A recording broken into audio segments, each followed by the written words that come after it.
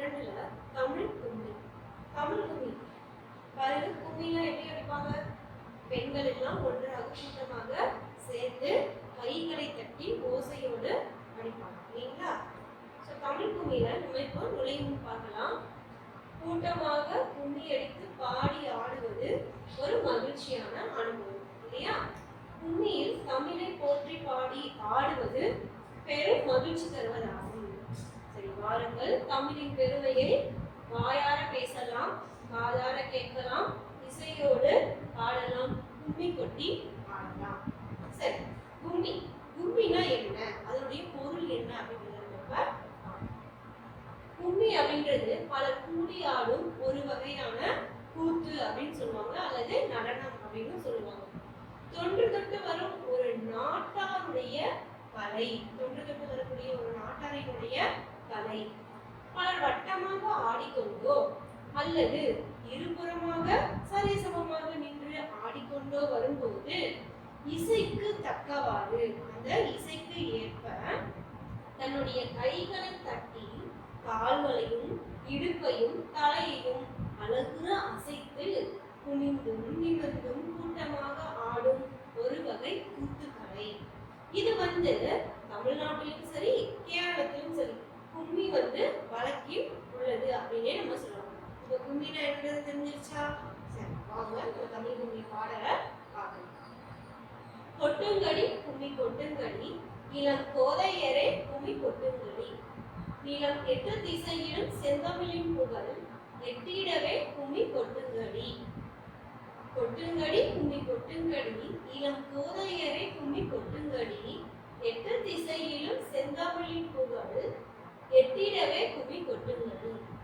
ஊழி பல நூறு கண்டதுவாம், அறிவு ஊற்றின் நூல் பல கொண்டதுவாம், பெரும் ஆளு பேருக்கு காலத்திற்கும் ஊற்றும் அழியாமலே நிலை நின்றதுவாம். பொய்யகற்றும் உள்ள கூட்டருக்கும் அன்பு பூண்டவரி இன்ப பாட்டிருக்கும், உயிர் மெய்ப்புகட்டும் அறமேன்மை கிட்டும் இந்த மேதினி வாழ்வழி காக்கும் அப்படின்னு சொல்லிட்டு பெருஞ்சித்திரனார் அவர்கள் அழகாக கும்மி பாடல் நமக்கு எழுதியிருக்காங்க. சரி, கொட்டுங்கடி கும்மி கொட்டுங்கடி, இளம் கோதையரை கும்மி கொட்டுங்கடி. கும்மி கொட்டுறது இளம் பெண்கள். யாரு? இளம் பெண்கள் தமிழினுடைய புகழ 8 திசைகளிலும் பரவும்படியாக தன்னுடைய கைகளை தட்டி கும்மி அடிப்போம் வாருங்கள் அப்படின்னு சொல்றாரு. அடுத்தது பாத்தீங்கன்னா, ஒளி பல நூறு கண்டதுவாம், அறிவு ஊற்றினும் நூல் பல கொண்டதுவாம், பெரும் ஆளி பெருக்கிற்கும் காலத்திற்கும் ஊற்றும் அழியாமலே நிலை நின்றதுவாம். அதாவது பல 100 ஆண்டுகளை கண்டது நம்மளுடைய தமிழ் மொழி. இந்த தமிழ் மொழியானது அறிவு ஊற்றாகிய நூல்கள் பலவற்றை கொண்ட மொழி அப்படின்னு சொல்றாரு. பெரும் கடல் சீற்றங்கள், கால மாற்றங்கள் ஆகிய எல்லாவற்றிலும் அழியாமல் நிலைத்திருக்கும் மொழிதான் நம்மளுடைய தமிழ் மொழி அப்படின்னு சொல்லிட்டு சொல்றாரு. பொய்யகற்றும் உள்ள கூட்டருக்கும் அன்பு பூண்டவரி இன்ப பாட்டிருக்கும், உயிர் மெய்ப்புகட்டும் அற மேன்மை கிட்டும் இந்த மேதினி வாழ்வழி காட்டிருக்கும். அதாவது பொய் அகற்றும் தமிழ் மொழியானது பொய்யை அகற்றும் மொழி அப்படின்னும், அது மனதில் உள்ள அறியாமையை நீக்கக்கூடிய மொழி அப்படின்னு சொல்லிட்டோம்.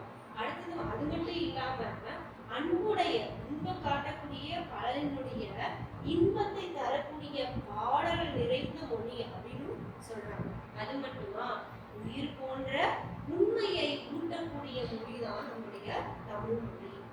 உயர்ந்த அறத்தை தரக்கூடிய மொழி, இந்த உலகம் சிறந்து வாழ்வதற்கான வழிகளையும் காட்டக்கூடிய மொழிதான் நம்மளுடைய தமிழ் மொழி என்று அழகாக பெருஞ்சித்திரனார் அவர்கள் தங்களுடைய பாடலின் வழியாக நமக்கு குறிப்பிட்டிருக்காங்க.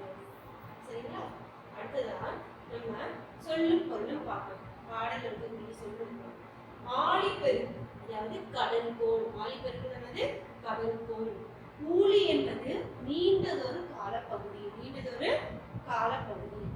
மேதினி, மேதினி என்பது உலகத்தை குறிக்கும். அடுத்தது பாத்தீங்கன்னா உள்ளக்கூட்டு, உள்ளத்தினுடைய அறியாமை, உள்ளத்தினுடைய அறியாமை. இது நம்மளுடைய பாடலுடைய சொல்லும் பொருளும். பார்த்தோம் இல்லையா தமிழ் கும்மி பாடல், அந்த பாடலினுடைய ஆசிரியர். இவர் பேர் தான் பெருஞ்சித்திரனார். இவர் பெருஞ்சித்திரனார். இவருடைய இயற்பெயர் என்ன அப்படின்னு பார்த்தோம்னா மாணிக்கம். இவருடைய இயற்பெயர் என்னது? மாணிக்கம். இவர் பாவலரேறு என்னும் சிறப்பு பெயரால் அழைக்கப்படுகிறார். பாவலரேறு என்னும் சிறப்பு பெயரால அழைக்கப்படுகிறார். இவர் நூல்கள் எழுதியிருக்கார். என்னென்ன நூல்கள் எழுதியிருக்கார் அப்படின்னு பார்த்தோம்னா கனிச்சாறு, கொய்யாக்கனி, பாவிய கொத்து, நூறாசிரியம் முதலான நூல்களை இயற்றியிருக்காரு. அது மட்டும் இல்லாம தென்மொழி, அடுத்தது பார்த்தீங்கன்னா தமிழ் சிட்டு, தமிழ் நிலம் ஆகிய இதழ்களையும் நடத்தினாரு. தனி தமிழையும் தமிழ் உணர்வையும் பரப்பிய பாவலர் தான் இவர். சரிங்களா? இந்த பாடல் வந்து நமக்கு கொடுத்திருக்கு எந்த நூல்ல இருந்து கொடுத்திருக்காங்க அப்படின்னு பார்த்தோம்னா கனிச்சாறு அப்படிங்கிற நூல்ல இருந்து தான் நம்மளுக்கு இந்த பாடல் கொடுத்திருக்காங்க. சரிங்களா? இந்த பாடல் மூலமா உங்களுக்கு தமிழ் உணர்வையும் ஊட்டக்கூடியதாக இந்த பாடல் உங்களுக்கு அமைந்தது. என்ன பார்த்தோம்? தமிழ் மொழியில தமிழ் பாடத்துல கவிதை கிளையில தமிழ் கும்மி பார்த்தோம். தமிழ் கும்மினா என்ன, அதாவது கும்மியை பற்றிய தகவல்களை தெரிஞ்சுக்கிட்டீங்க. அடுத்ததான் வந்து பாத்தீங்கன்னா இந்த எங்கெங்கெல்லாம் வந்து தற்போது நடைமுறையில இருக்கு அப்படின்றதையும் பார்த்தோம். பெருஞ்சித்திரனுடைய பாடலையும் பார்த்தோம். அது மட்டும் இல்லாம அதனுடைய பொருளையும் பார்த்தோம். அதன் பின்பு சொல்லும் பொருளும் அடுத்ததா பெருஞ்சித்திரனுடைய சிறப்பு என்ன அப்படின்றத சரிங்களா?